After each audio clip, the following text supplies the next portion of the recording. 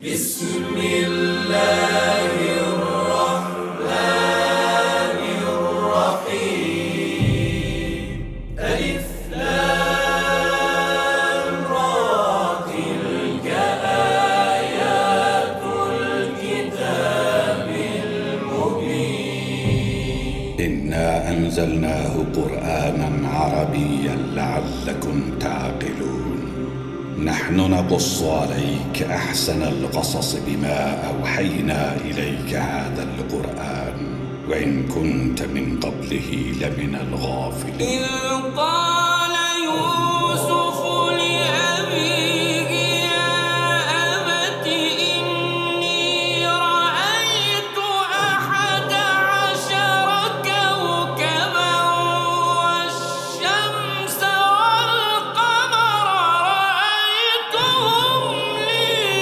ساجدين আলিফ লাম র এগুলো হচ্ছে একটি সুস্পষ্ট গ্রন্থের আয়াত। নিঃসন্দেহে আমি একে আরবি কোরআন হিসেবে নাজিল করেছি যেন তোমরা তা অনুধাবন করতে পারো। হে নবী, আমি তোমাকে এ কোরআনের মাধ্যমে একটি সুন্দর কাহিনী শোনাতে যাচ্ছি যা আমি তোমার কাছে ওহী হিসেবে পাঠিয়েছি, অথচ তার আগ পর্যন্ত তুমি এ কাহিনী সম্পর্কে ছিলে সম্পূর্ণ বেখবর লোকদেরই একজন। এটা হচ্ছে সে সময়ের কথা যখন ইউসুফ তার পিতাকে বলল, হে আমার পিতা, আমি স্বপ্নে দেখেছি 11টা তারা, চাঁদ ও সূরজকে আমি এদের আমার প্রতি সাজদাবনত অবস্থায় দেখেছি। একথা শুনে তার পিতা বলল, হে আমার স্নেহের পুত্র, তুমি তোমার এই স্বপ্নের কথা কিন্তু তোমার ভাইদের কাছে বলে দিও না, তারা তোমার বিরুদ্ধে ষড়যন্ত্র আঁটতে শুরু করবে, কেননা শয়তান মানুষের খোলাখুলি দুশমন।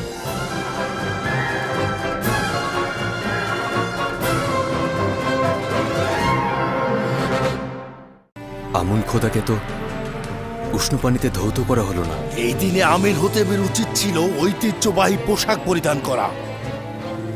তার উচিত ছিল আমনের পায়ের কাছে নতজানু হওয়া। আপনাদের ফিসফিসানির কারণ জানি, কয়েকটি সওয়াল আপনাদের জেহেনে মশগুল। কোন ঐতিহ্যবাহী পোশাক পরিধান করিনি। এইসব কেন করলাম না? কে চিন্তা করেছিল যে একজন গোলাম এমন জায়গায় পৌঁছাবে যে দুনিয়ার সর্বশ্রেষ্ঠ সম্রাটের ভাগ্যলিপি পরিবর্তন করে দেবে? না না, আরো বাড়াতে হবে। এরা অনেক প্রভুভক্ত হয়, এরা অনেক কম খায়, অধিক পরিশ্রম 20 করে। বছর পূর্বে আরো আমাকে বাড়াতে এই হবে। মঞ্চে তুলেছিলেন। 200 দেবনের কমে কাজ হবে না। সেই সময় জনাব পুতিফার আমাকে 3000 দেবন দিয়ে ক্রয় করেছিল। আপনার কি স্মরণে আছে? জি আলী জনাব, দেবনগুলো জনাব পুতিফারের কাছে ফেরত দিয়েছিলাম এবং কয়েক বছর পর জনাব ইউজারশিপকে ফেরত পেলাম। আমিও আনন্দিত, আমার খুব ভালো একজন বন্ধুকে আমি পেয়েছি। চলুন যাই।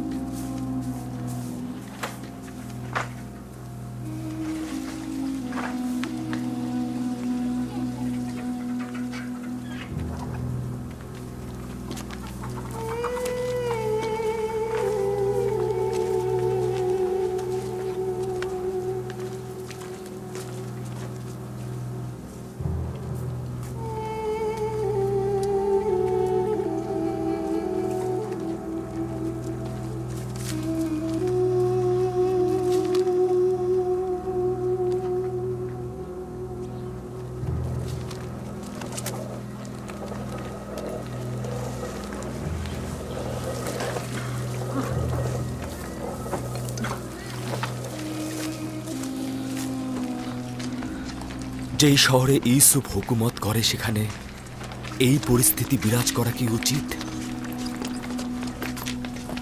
যদি এই জুলুমগুলো দেখেও আমি চোখ বুজে থাকি, তাহলে খোদাবন্দ যেন আমাকে ক্ষমা না করেন।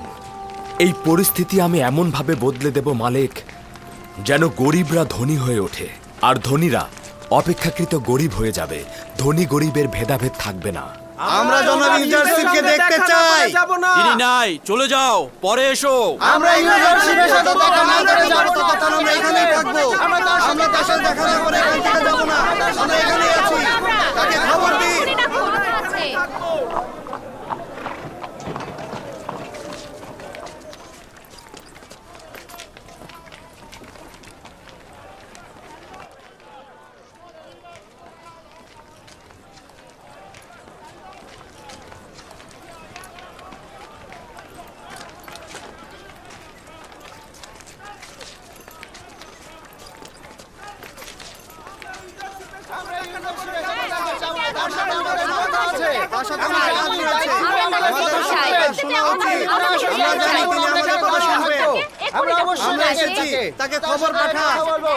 আপনারা একটু শান্ত হন, বলুন আপনাদের কি কথা রয়েছে।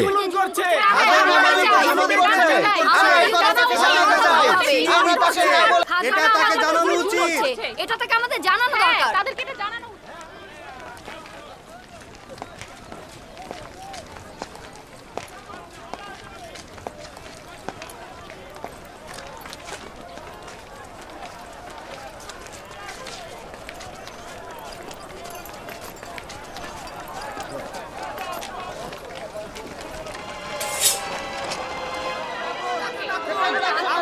আচ্ছা ঠিক আছে, তোমরা শান্ত হও।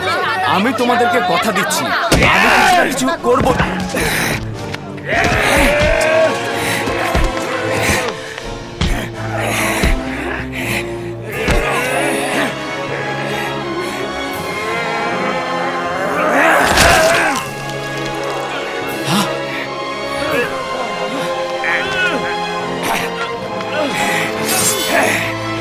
মেনিসাবু, মেনিসাবু, মেনিসাবু, মেনিসাবু।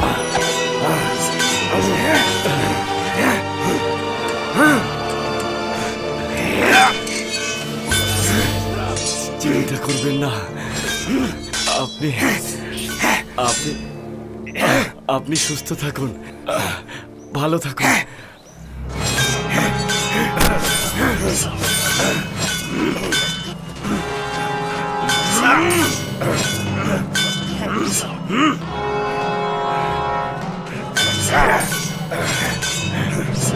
মেনিসাবুকে এখনই রাজমহলে নিয়ে যাও। প্রহরীগণ, আর হাকিম সিনহকে খবর দাও, ধরো, জলদি করো।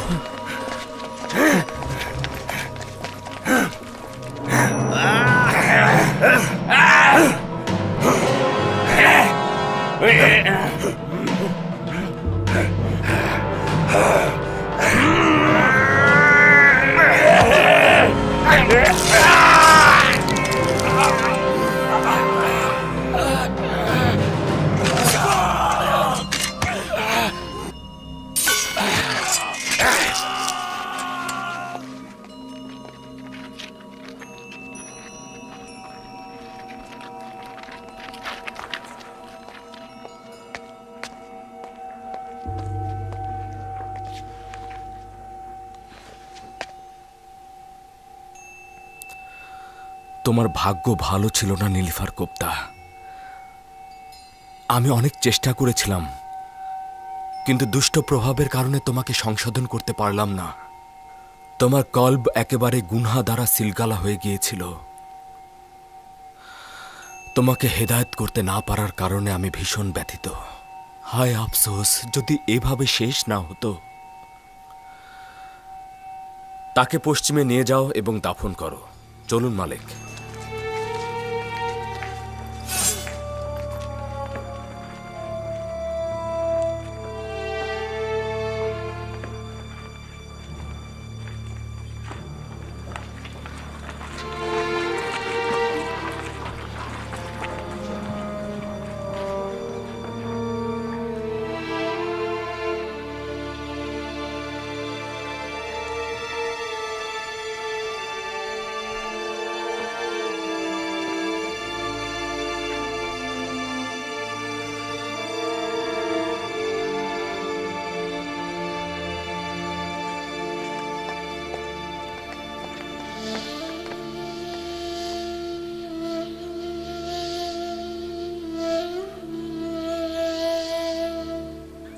তুমি আমাকে ঋণী করে গেলে মেনিসাবু। তোমার এই উৎসর্গ আমার জীবনকে বাঁচিয়ে দিয়েছে। খোদার পয়গম্বরের জন্য উৎসর্গ হওয়ার সৌভাগ্য দরকার, যা আমার হয়েছে। আমার তো এখনো তোমাকে প্রয়োজন। তোমার মতো এত ভালো বন্ধু আমার তো আর কেউ নেই। এত দ্রুত আমাকে একা ফেলে চলে যাবে? আমার ইচ্ছে হচ্ছে সমস্ত জিন্দেগি আপনার মশগুলে থাকবো, মশগুলে থাকবো। দরুদ আলী জনাব ইউজারশিপ আজিজে মিশর। দরুদ আপনার উপরে। একটু তাড়াতাড়ি দেখুন। আপনি তো আঘাত দেখেননি? না না,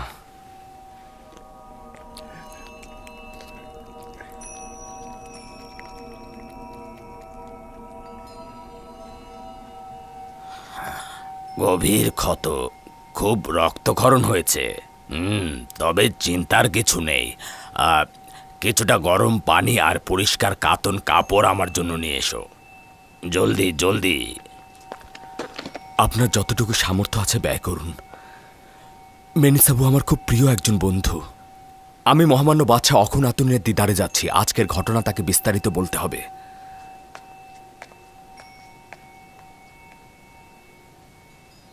আমরা কোথায় নিশ্চয়তা পাবো যে জনাব ইউজারশিপ বিপদে পড়বে না?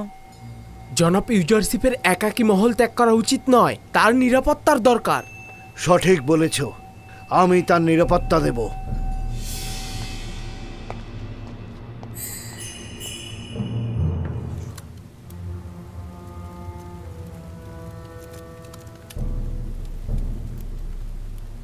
তাহলে নিরিফর গুপ্তাকে হত্যা করা হলো।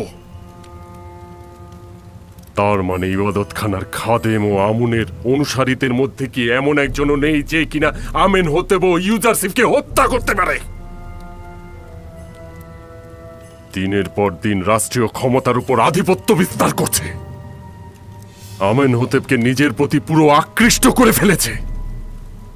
আমেন হতেব একটা বোকা যে কিনা তার লাগাম তার হাতে তুলে দিয়েছে। এক ফোঁটা পানিও তার সলা পরামর্শ ছাড়া গ্রহণ করে না। আমি রাজমহলের এক প্রহরীকে চিনি, যেই কাজের প্রতি আগ্রহী হবে। আমি সত্যি বলছি, সে আমাকে কথা দিয়েছে প্রথম ফুরসাতেই ইউজারশিপের প্রতি প্রতিশোধ দিবে। কিন্তু ওর উপর কি বিশ্বাস রাখা যায়? হ্যাঁ, আমরা যে আমেন হতে এবার ইউজারশিপকে হত্যা করতে যাচ্ছি, এটা যদি ফাঁস হয়ে যায় তাহলে আমাদের অবস্থাটা কি হবে ভেবেছেন? কোনো প্রমাণ রাখা যাবে না। কাজ শেষে সব মুছে ফেলতে হবে। তার মানে ইউজারশিপ আর আমেন হতেবকে কেউ হত্যা করলে তাকেও গুম করে ফেলা হবে? এই যুদ্ধে আমাদের নিশ্চিহ্ন হওয়া থেকে ও তেবসের হাজার হাজার অধিবাসীদের হত্যা করার চাইতে এটা অনেক উত্তম। আচ্ছা, আমরা হত্যা করার চিন্তা ভাবনা মাথা থেকে ছেড়ে ফেলতে পারি না? আহাম্মক! যুদ্ধ হচ্ছে আমুনের ইবাদতখানা ও আমুনের অনুসারীদের আইন রক্ষার জন্য। ইউজারশিপ আমার আর তোর দুশ্মন।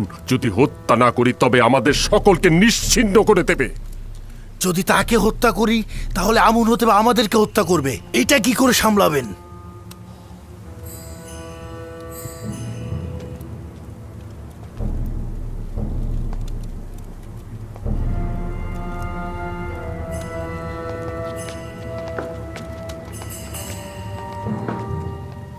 হে মহান আমুন, আমাদের দুশ্মনদের ধ্বংস করে দাও। এমন যেন না হয় যে একজন কাফের আমাদের রাষ্ট্রীয় কাজে আধিপত্য বিস্তার করবে। এমন যেন না হয় যে ইউজারশিপের সত্তাহীন খোদা তোমার ও মিশরের অন্যান্য খোদাদের উপর আধিপত্য বিস্তার করে।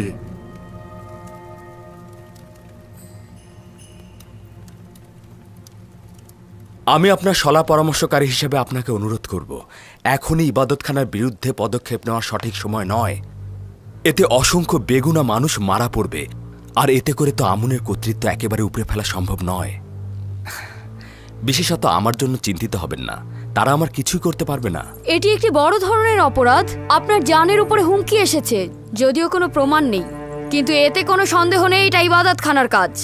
তাদের অযাচিত হস্তক্ষেপ অনেক সহ্য করেছি, তারপর তারা ষড়যন্ত্র ও কূটকৌশল শুরু করলো। ষড়যন্ত্র ও কূটকৌশলও সহ্য করলাম, তারপর তারা তোমাকেও হত্যার চক্রান্ত শুরু করলো। কালকে যে তারা আমাকে হত্যা করবে না তার নিশ্চয়তা কি? যদি আপনার উদ্দেশ্য থাকে খাদেমদের ধ্বংস করে ফেলা, তবে সেটা আজকে এই মাকসাদ থেকে সেটা সম্ভব। কিন্তু যদি আমুনের অপসারণ, আইন পরিবর্তন এবং একাত্মবাদী খোদার প্রতি দাওয়াতে ইচ্ছা পোষণ করেন, তবে অবশ্যই আমাদের উচিত হবে ধৈর্য ধারণ করা। যদি মহামান্য বাদশাহ দুর্ভিক্ষ পর্যন্ত অপেক্ষা করেন, তবে মহান খোদার ইচ্ছায় অবশ্যই আমুন ও তার খাদেমদের ধ্বংস দেখতে পাবেন। খুবই ভালো, তোমার প্রতি পূর্ণ আস্থা রয়েছে, সবুর করছি। শুনলাম সফরে যাওয়ার ইচ্ছা পোষণ করেছেন, এই সফরের কারণটা কি বলা যায়? জি, আমি সিদ্ধান্ত নিয়েছি মিশরের তামাম ভূমি ও জনপদ স্বচক্ষে দেখব। একই সাথে গম ক্রয় ও গুদাম তৈরির প্রক্রিয়া নিজে থেকে তত্ত্বাবধান করব। যদিও তোমার দূরে থাকাটা আমার জন্য অসহ্যকর, কিন্তু উপায় নেই। তোমার তাগাদার সঙ্গে একমত পোষণ করা উচিত, কেননা তুমি সিদ্ধান্তে ভুল করো না। আমি জনগণকে আকৃষ্ট করে তাদের সঙ্গে সম্পর্ক তৈরি করব। তারা যদি আমাদেরকে ভালোবাসে, তবেই আমাদের হুকুমতে তারা আস্থা আনবে। আশা করছি তাদের সঙ্গে আমার এই সম্পর্ক তৈরি হবে এবং তারা গম চাষাবাদে ও গুদামজাতকরণে উৎসাহিত হবে। এখন থেকে তোমার দৃঢ় সংকল্প দেখতে পাচ্ছি। বিশ্বাস রাখবেন।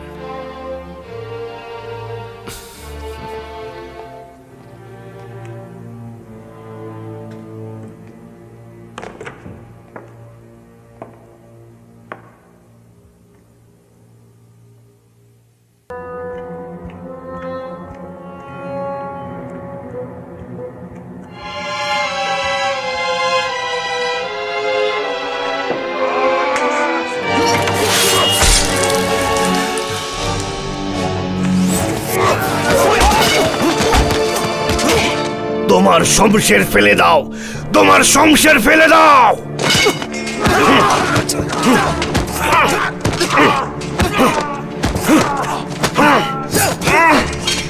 আঘাত করা বন্ধ করুন মালিক, ওকে বন্দি করে ফেলুন। প্রহরী, তাকে নিয়ে যাও।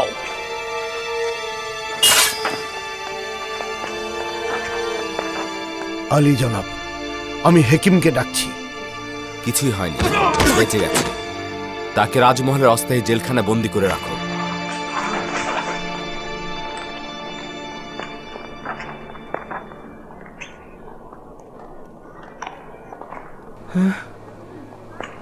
কি হয়েছে আলী জনাব? জনাব ইউজারশিপের উপর আক্রমণ হয়েছিল। এই রাজমহলে এসব কি হচ্ছে? তাদের হক রয়েছে, কেননা ইউজারশিপের বেঁচে থাকা তাদের বিনাশের কারণ হবে। কেন চোরাগোপ্তা হামলা করছে? পেছন থেকে হামলা করা তো কাপুরুষের কাজ। আজ্ঞামোহর খুবই চালাক লোক। তার ধারণা শুধুমাত্র ইউজারশিপকে হত্যা করলেই সে নাজাত পাবে। সৌভাগ্যবশত জখম গুরুতর নয়। কয়েক টুকরো কাতন ও গরম পানি নিয়ে এক্ষুনি আনছি জনাব।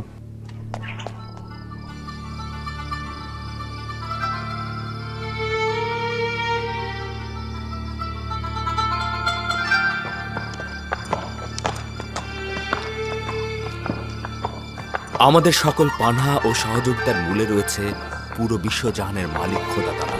যদি কল্যাণের পথে চলি, তাহলে প্রতি মুহূর্ত ও সর্বত্র তিনি আমাদের সহায় রয়েছেন। অজ্ঞামোহর এবং আমুনের খাদেমগণ সৌভাগ্যবান। আমি যেমন রক্তপাতের পক্ষপাতী নই, তদ্রূপ জনাব ইউজারশিপও অনুমতি দিচ্ছেন না। আমার বিবেক যদি রক্তপাতকে সাড়া দিত, তবে আমুনের বিরান ভূমি ছাড়া আর কিছুই থাকতো না। একদম চিন্তা করবেন না, আমি আমুনের পতন ও ইবাদতখানার ধ্বংস খুব বেশি দূরে দেখতে পাচ্ছি না। কেন জানি না আজ রাতে আসমান বিষাদগ্রস্ত রয়েছে। আজ রাতের আকাশে খুব ভালো কিছুর খবর আমি দেখছি না। কি খবর? এই খবর কার সাথে সম্পৃক্ত? খুব সঠিক কিছু বলতে পারবো না, তবে আমার জন্মস্থান ক্যানানকে আমি কোলাহলপূর্ণ ও বিশৃঙ্খল দেখতে পাচ্ছি। যাই হোক না কেন, আমি পরওয়ারদিগারের ইচ্ছার কাছে আত্মসমর্পণ করেছি। ইয়াকুব নবীর কাছে পত্র পাঠাও। ক্যাননে কয়েকজন পাইক পাঠাচ্ছ না কেন, যার মাধ্যমে তোমার পিতা তোমার অবস্থান জানতে পারে? জানি না এতে কি হেকমত লুকিয়ে আছে, তবে এ যাবৎকাল আমি বহুবার সেরকম উদ্যোগ নিয়েছি, কিন্তু মনে হয় না পরওয়ারদিগারের ইচ্ছা রয়েছে।